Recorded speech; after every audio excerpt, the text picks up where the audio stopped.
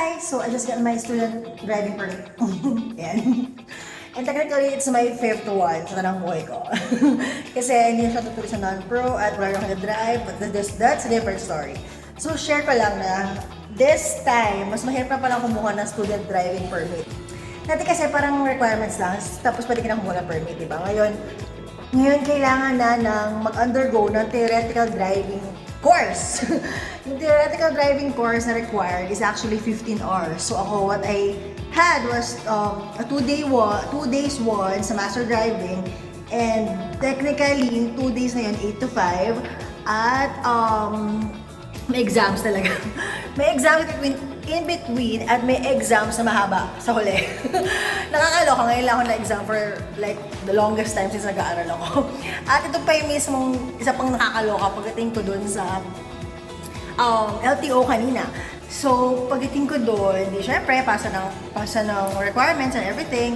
Tapos, tinanong ka ilang hours, which nakalagay naman yung sa certificate mo. I-issuean ka certificate after the theoretical driving course. Nakalagay mo sa certificate mo kung ilang hours yung kinakonsume mo. And then, basically, yun lang namang basic na ano yung ilang oras sinabot ka nakatagal, whatsoever. Pero dito ako pinaka-nagulat sa lahat. Upon sa LTO, as in tatanungin ka kung ano yung tinuro sa'yo, ng first day, ng second day, as in, anong hatunan mo?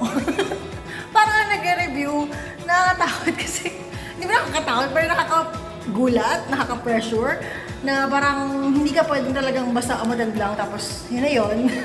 So, it's good, for me it's good na mas complicated yung pagkuha ng student permit nowadays kasi mas kailangan naman talaga yung dinagdag na process. It's good na you should know the theoretical aspects of driving prior to being given the driver's license or even the student permit. So yun lang, share ko lang na if katulad ko kayo na hindi aware at nagugulat, di ko yung kailan siya nag-start, pero nakakagulat na if you are going to get, or if your kids are going to get student permit, requirement na ng LTO to have theoretical driving course, its certificate, and yun, mag-review talaga kasi pagdating sa pagkuha mismo, meron talagang oral recitation.